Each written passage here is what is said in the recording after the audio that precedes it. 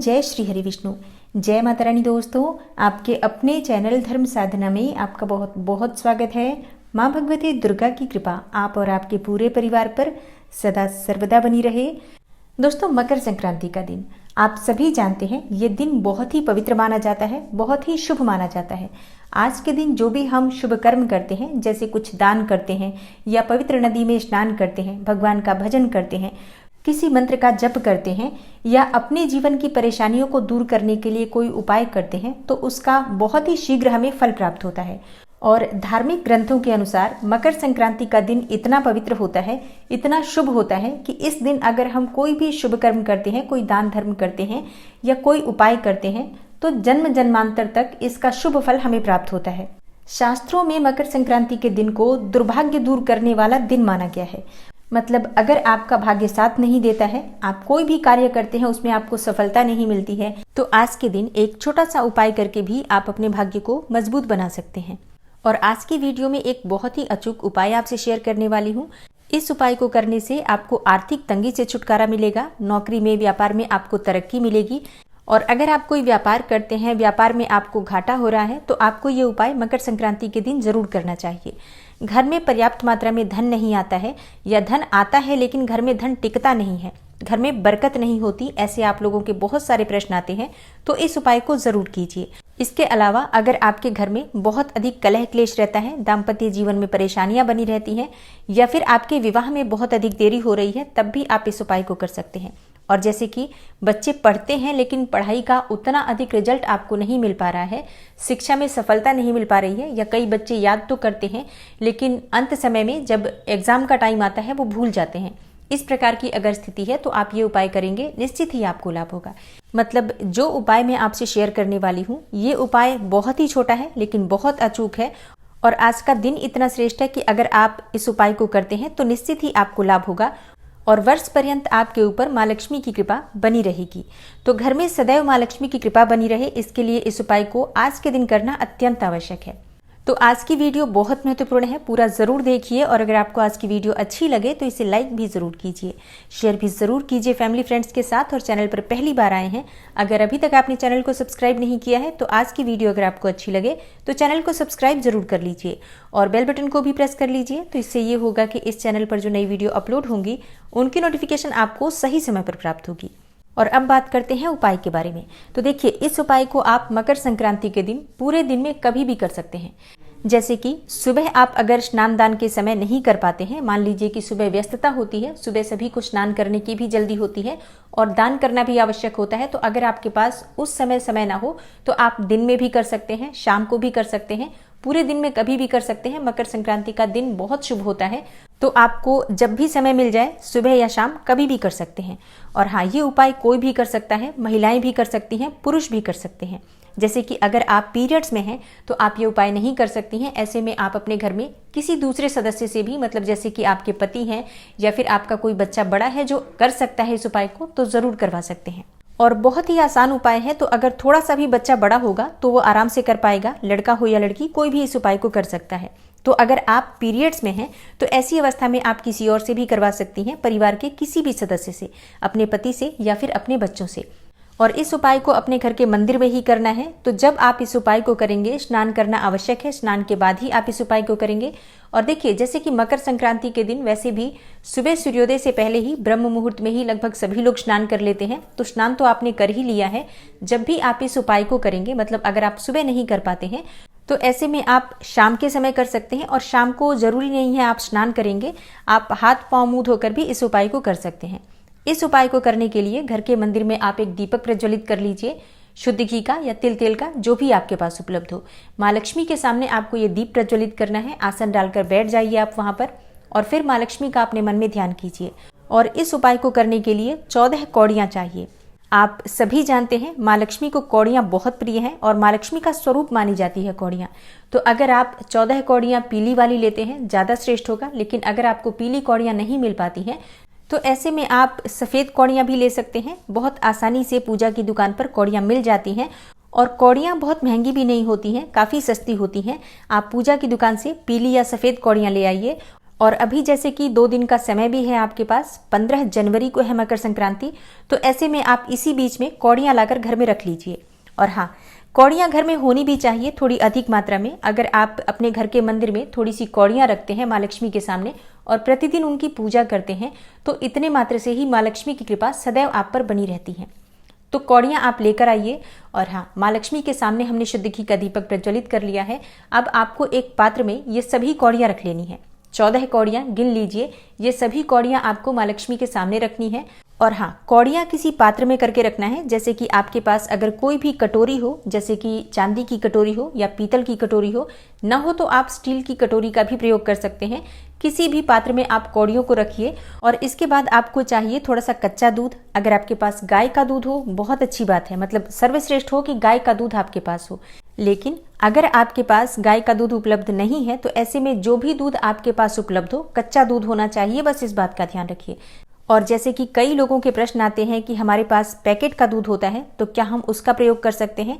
देखिए, अब हर जगह पैकेट का ही दूध मिलता है, तो ऐसे में देश काल परिस्थिति के अनुसार हम इसका भी प्रयोग कर सकते हैं।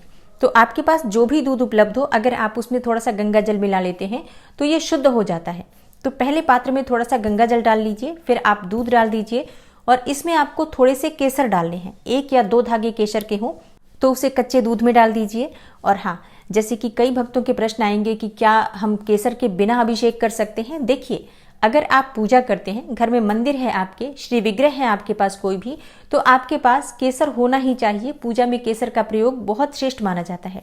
जैसे कि आप कभी भी शिवलिंग का अभिषेक करते हैं या ठाकुर जी हैं आपके घर में या शालिग्राम जी हैं या कोई भी श्री विग्रह है, लक्ष्मी जी हैं, गणेश जी हैं, तो अगर आप कभी कोई विशेष दिन पर अभिषेक करते हैं तो केसर मिश्रित दूध से किया जाता है।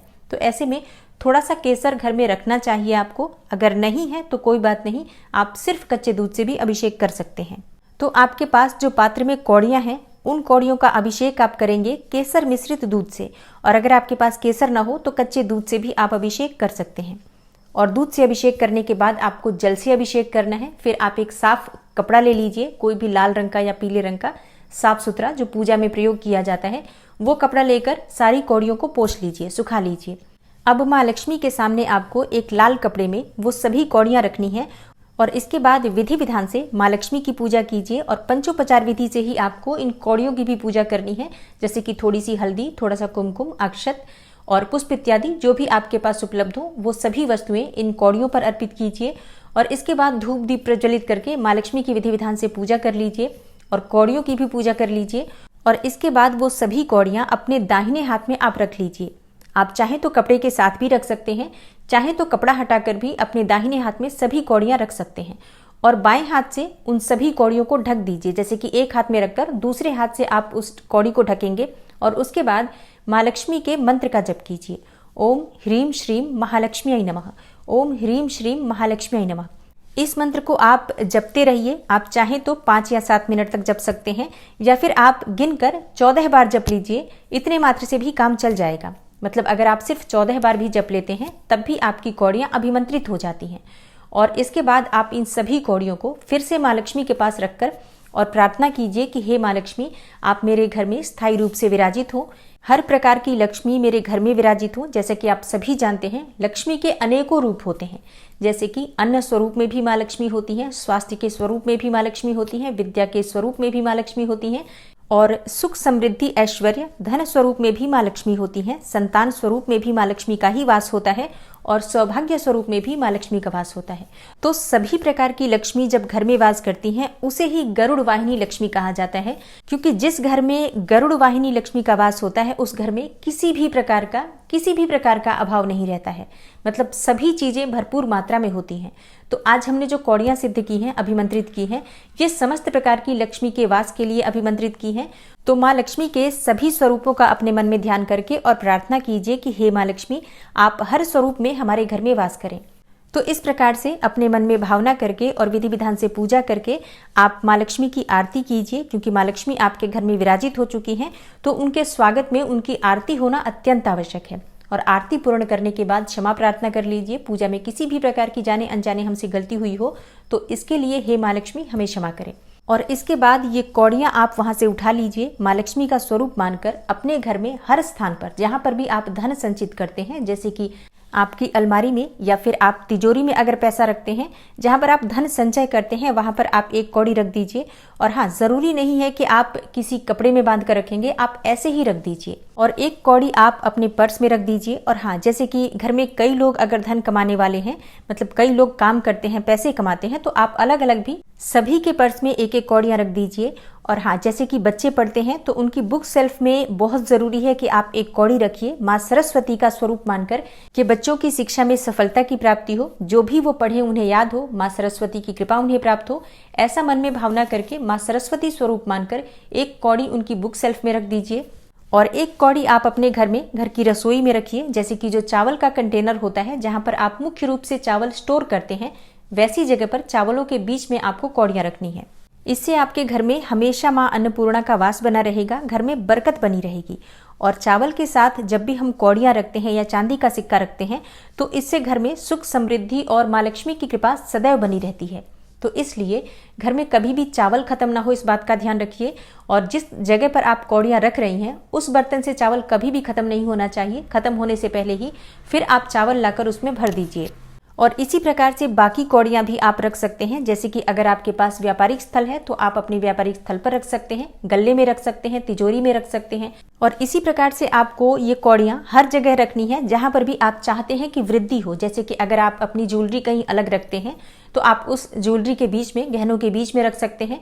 और जितनी भी कौड़ियाँ बच जाती हैं हर जगह रखने के बाद, जो बची हुई कौड़ियाँ हैं वो सभी कौड़ियाँ आप मंदिर में माँ लक्ष्मी के सामने एक लाल कपड़े में बांध कर रखिए। और प्रतिदिन जब आप माँ लक्ष्मी की पूजा करते हैं तो धूप दीप इत्यादि आप उस कौड़ी को भी दिखाते रहिए। और अगर आप किसी विशेष काम से जा रहे हैं, जैसे कि कोई डील आपको फाइनल करनी है या आप कोई इंटरव्यू देने जा रहे हैं, कोई ऐसी बात करने जा रहे हैं जो चाहते हैं कि आपको उसमें सफलता मिले, तो आप अपनी जेब में रखकर उन कौड़ियों में से एक कौड़ी लेकर जा सकते हैं। और फिर आने के बाद वापस से वो कौड़ी धोकर माँ लक्ष्मी के सामने ही रख दीजिए। इन कौड़ियों को अगर आप अपने साथ लेकर जाते हैं किसी भी जरूरी कार्य के लिए तो निश्चित ही आपको उसमें सफलता मिलती है। तो आज के दिन, मतलब मकर संक्रांति के दिन, आप इन कौड़ियों को सिद्ध कर लीजिए और इनका चमत्कार आपको आने वाले समय में देखने को मिलेगा। बहुत ही चमत्कारी होती है कौड़ियाँ। और आज का दिन इतना श्रेष्ठ है कि अगर आप इस छोटे से उपाय को कर लेते हैं तो निश्चित ही आपको दुर्भाग्य से मुक्ति मिल जाती है, सभी कार्यों में सफलता मिलती है, शिक्षा में, व्यापार में, नौकरी में और दाम्पत्य जीवन में हर प्रकार की परेशानियों से आपको मुक्ति मिलेगी। तो आशा करती हूँ कि आज की वीडियो से आपको लाभ अवश्य होगा। बहुत ही छोटा सा उपाय है और उम्मीद करती हूँ कि आप करके जरूर देखेंगे और विश्वास से करेंगे तो निश्चित ही आपको लाभ होगा, इसमें कहीं कोई संशय नहीं है। और मकर संक्रांति से संबंधित और भी वीडियो आने वाली है, जैसे कि स्नान का, दान का सही समय क्या होगा, सही विधि क्या होगी, किन चीज़ों का हमें दान करना चाहिए और कब और कैसे दान करना चाहिए, ये संपूर्ण जानकारी आपको आने वाली वीडियो में मिलेंगी। तो चैनल से जुड़े रहिए। मिलती हूँ मैं आपसे अगली वीडियो में, तब तक के लिए नमस्कार।